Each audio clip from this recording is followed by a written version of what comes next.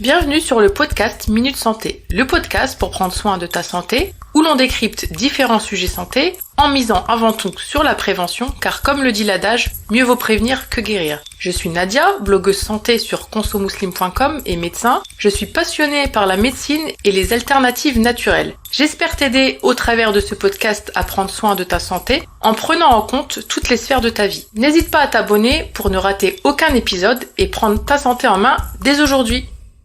Bienvenue dans ce nouvel épisode où j'ai le plaisir d'accueillir Laetitia, coach sportive. Nous allons aborder dans cet épisode la question du sport pendant le Ramadan. Est-ce compatible ? Laetitia a écrit un passage en tant que parole d'experte dans le livre Guide du Ramadan optimal sur la thématique du sport. Donc c'est tout naturellement à elle que j'ai pensé pour composer cet épisode. Donc est-ce le bon moment pour commencer une activité ? Quelle activité privilégier ? À quel moment ? Ce sont les questions sur lesquelles nous nous sommes penchés.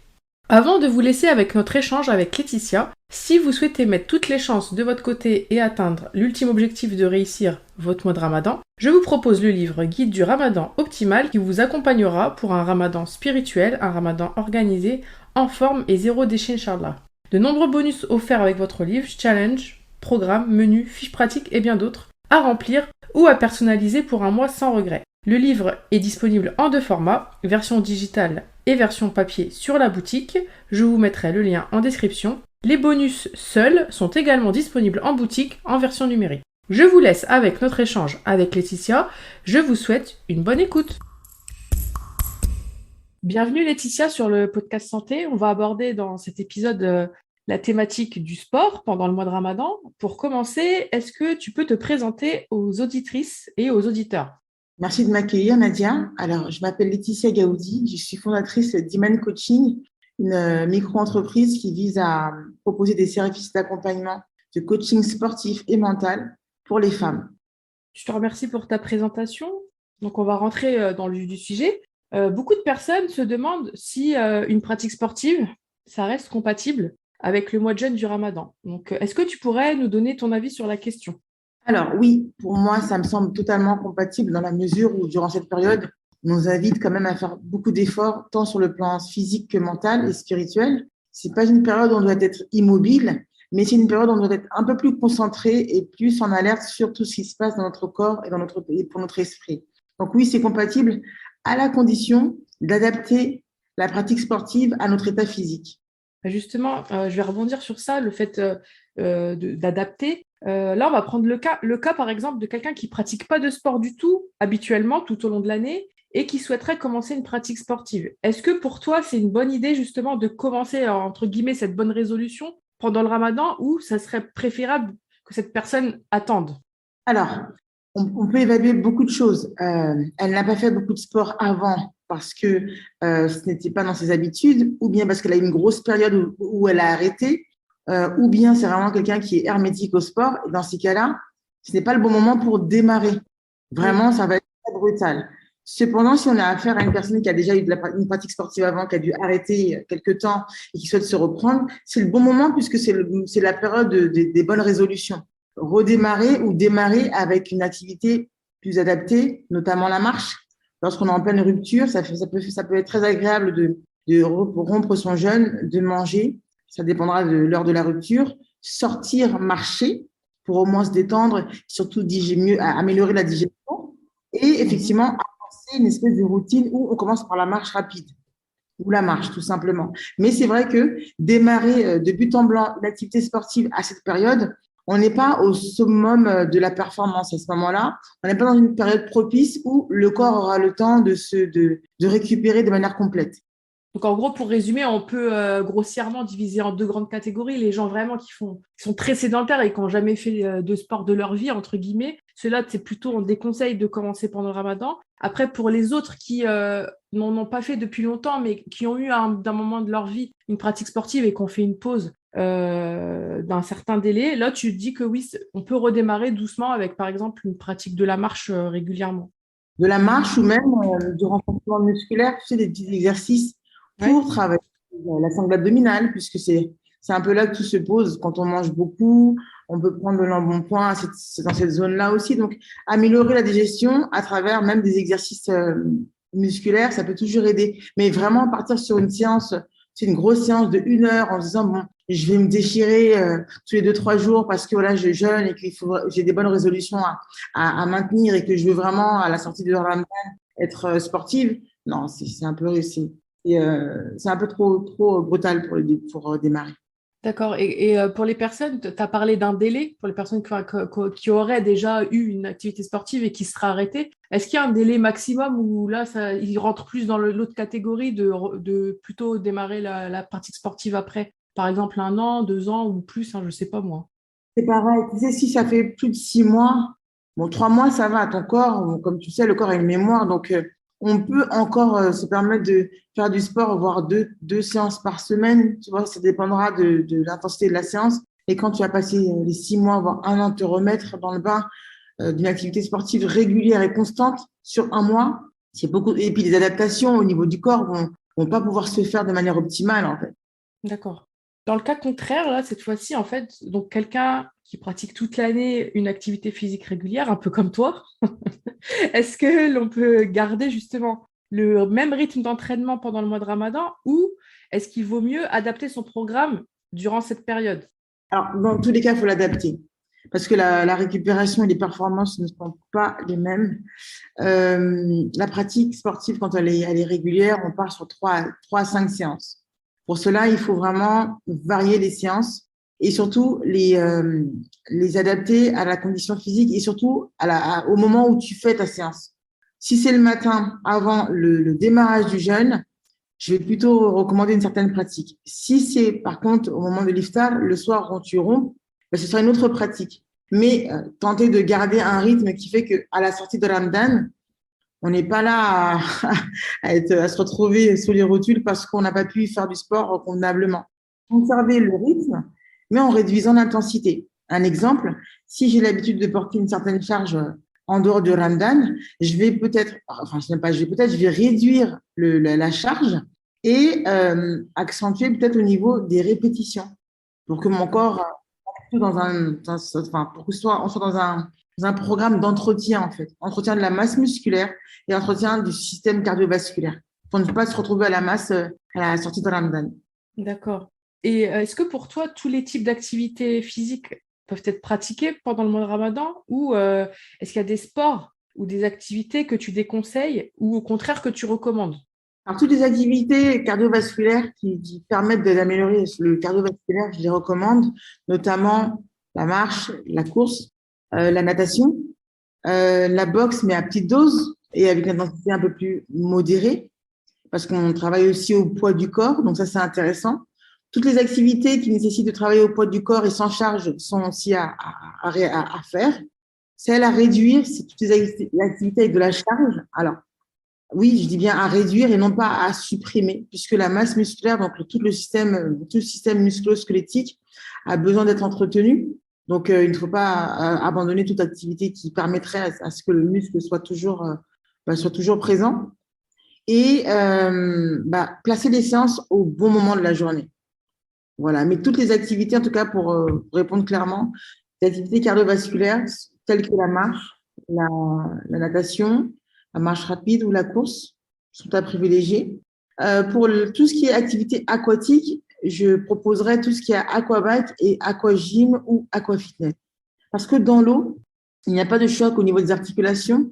On a moins la sensation la sensation de lourdeur ne se fait pas ressentir.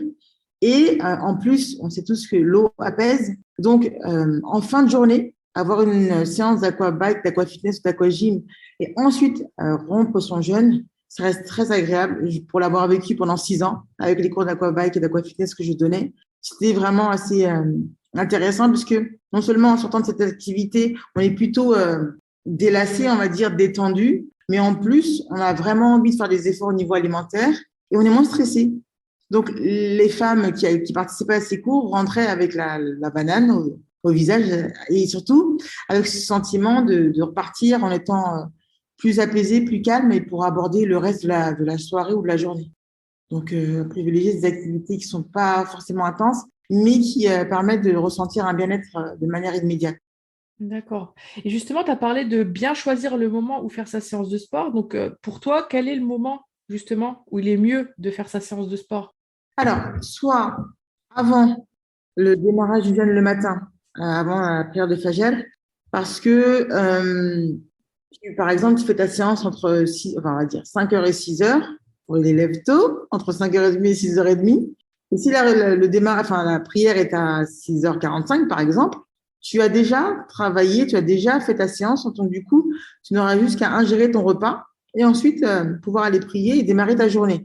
Alors, c'est vrai que la récupération elle ne sera pas complète, mais au moins la séance a été faite avant et tu as pu apporter, enfin, tu as pu donner à ton organisme un apport énergétique. Donc, au moins, tu n'es pas sans rien, avec un ventre vide.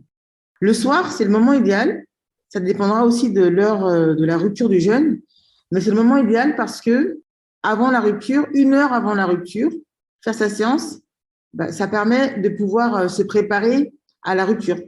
La séance est faite, tu prends donc ta collation à la rupture et ensuite bah, tu manges ou bien tu peux faire ta séance après la rupture de manière à pouvoir avoir un bon repas par la suite. Ok.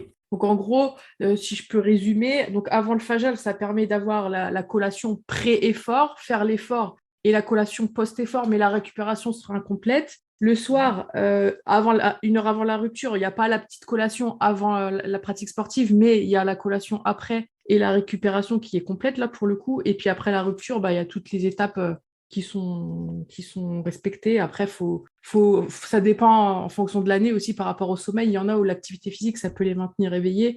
Et si c'est des gens qui veulent dormir tôt pour X raisons, pour le travail ou autre, ça peut gêner à l'endormissement. Mais voilà, sinon, voilà, il y a trois cas de figure que tu as bien résumé.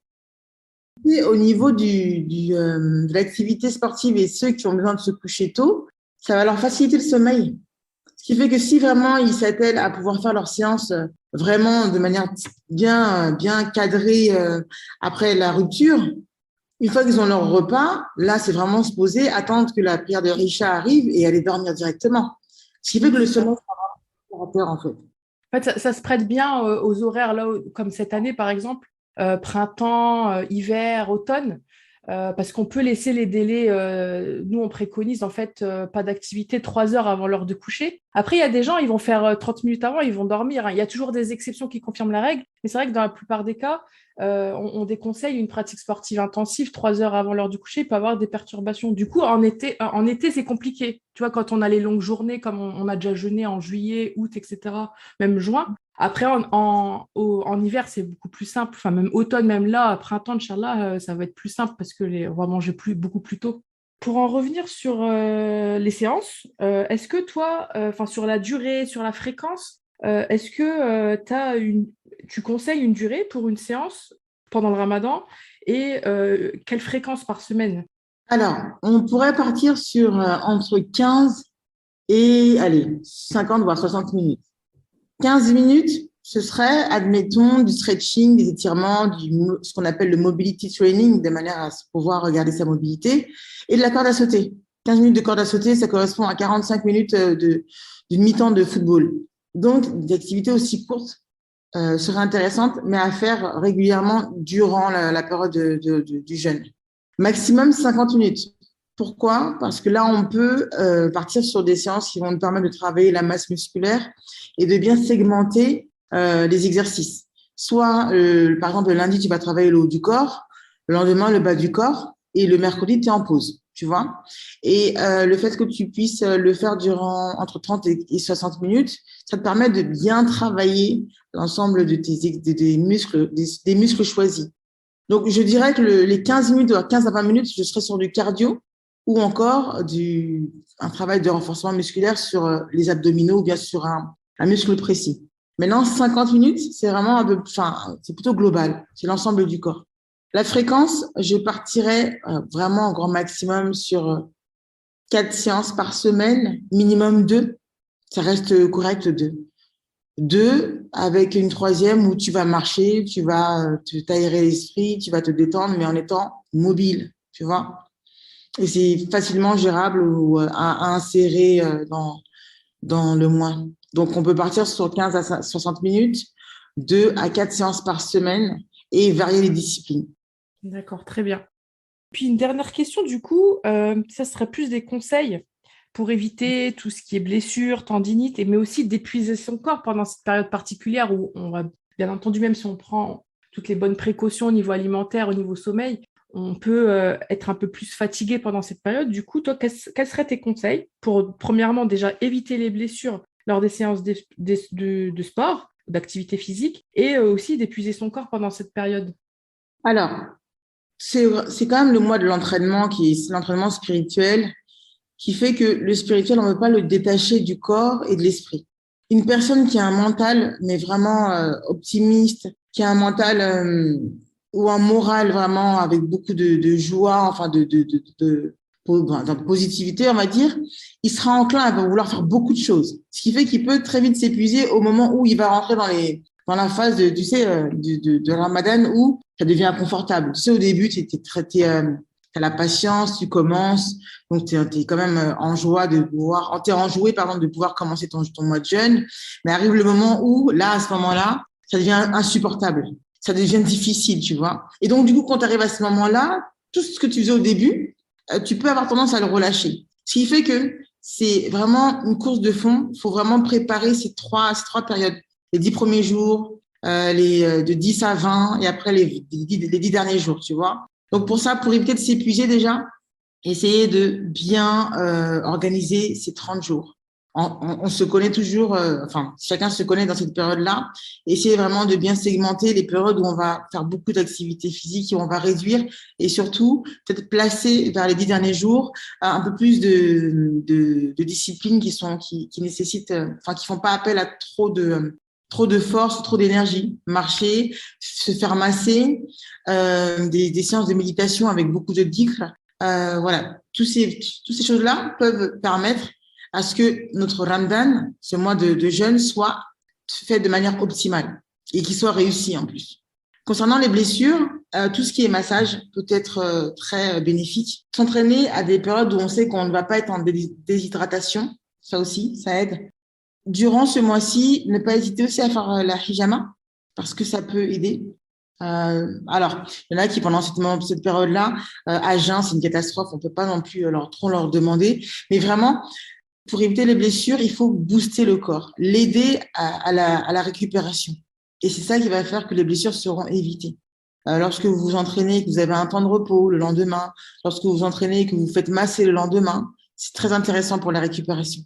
Privilégier tout ce qui est récupération avec des massages, avec un temps de repos. Et pour éviter d'épuiser le corps, bien organiser et bien segmenter son mois de jeûne pour voir à quel moment on a vraiment besoin de se reposer. Nous, par exemple, les femmes, en période de menstru, c'est le moment où on récupère et en même temps, c'est le moment pour certaines où on a envie de faire plein de choses. Donc, c'est vraiment essayer de bien jauger au niveau de son énergie durant ce mois. Voilà. D'accord. D'être à l'écoute de son corps, chacun connaît son propre fonctionnement et faut juste tendre l'oreille des fois. Et juste une question subsidiaire, parce que tu dis que le massage, c'est se faire masser, et c'est une activité physique. C'est intéressant ça.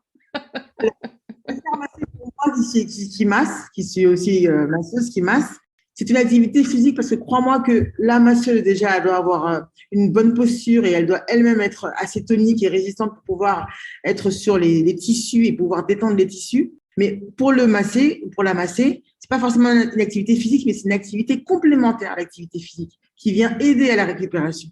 D'accord. Ça, j'allais dire, il y a de l'espoir pour les gens qui n'arrivent pas à en créer une activité physique régulière. J'allais leur dire, faites-vous masser, comme ça vous fait une petite activité. En tout cas, pour la masseuse, c'est une activité. Pour le ou la masser, c'est aussi quelque chose de bénéfique. Et du coup, ça peut aider. Ça peut aider parce qu'il y a des gens qui ne sont pas à l'aise dans leur corps. Donc, même pendant le Ramadan, demander à une personne de faire du sport, au-delà du fait que ça peut être fatigant, s'approprier son corps ou bien écouter son corps, même quand tu dis même prêter l'oreille, il y en a qui ne prêtent pas l'oreille, alors que lors du massage, tu es obligé d'écouter ton corps parce que tu vas écouter les sensations et les sentir. Tu vois, ce qui fait que tu seras vraiment en alerte sur ce qui se passe dans ton corps et ce qu'on fait de ton corps aussi en te massant. Tu vois, il y a des nœuds, il y a des choses qu'on dénoue. Et donc, du coup, avec le massage, c'est vraiment très complémentaire. À tenter, à essayer. Ouais, c'est vrai, ça permet en quelque sorte du coup de se reconnecter à son corps pour les personnes qui ont qui ont du mal à se connecter à leur corps, mais aussi comme tu as dit, si on n'est pas à l'aise dans notre corps, peut-être, ou une douleur, hein, le fait de se faire masser, ça va peut-être enlever ces douleurs. Et après, on va être plus apte à pratiquer même une activité physique hyper douce par la suite. Et des personnes qui sont très pudiques. Bon, alors après, moi, je suis une femme, c'est des femmes, donc elles sont déjà plus à l'aise. Mais tu avais des corps le mot, hein, c'est vraiment le mot qui se déployait, en fait. Qui était vraiment plus à l'aise, tu vois, puis tu as les muscles qui prenaient plus de place dans le corset. Vraiment, tu sentais que il fallait un peu de ça pour pouvoir permettre de se reconnecter, sachant que le massage, c'est un peu la première chose le toucher, c'est la première chose que l'on vit, même dans un accouchement. Quand l'enfant il sort, la première chose qui se produit, c'est le toucher. On le prend et on le pose sur le corps de la maman, tu vois. Et ça, en Ramadan, vu qu'on traverse énormément d'émotions durant le Ramadan, à un moment donné, le massage vient un peu canaliser tout ça et puis vient aider à récupérer et à se poser aussi. Tu vois? Oui, merci, c'est intéressant. Franchement, Laetitia, je te remercie pour ton intervention très bénéfique au sujet du sport et Ramadan. Et pour le coup, je vais te laisser le mot de la fin. Ouais. Le mot de la fin, je dirais adaptation. Parce que l'être humain, s'il y a bien une chose qu'il vit constamment, c'est le changement. Et quand il y a des changements, il y a forcément de l'adaptation. Et quand on apprécie, en tout cas avec le temps, ce mois de Ramadan, on se rend compte qu'on est capable de s'adapter à beaucoup de choses, à beaucoup, beaucoup de choses. Et surtout que ce mois-là, lorsqu'on l'aborde avec beaucoup d'amour et d'enthousiasme, c'est un mois où l'entraînement il se fait de la manière la plus optimale et les 11 mois qui restent, généralement, on arrive, on essaye de jeûner 2 à 3 fois par semaine. Donc, c'est vraiment l'adaptation. Le maître mot, c'est l'adaptation. J'espère que cet épisode vous a été utile. N'hésitez pas à le partager. N'oubliez pas de soutenir le podcast en vous abonnant, en le notant, en laissant un petit commentaire sur Apple Podcast ou ailleurs. Je vous dis à bientôt pour un prochain épisode.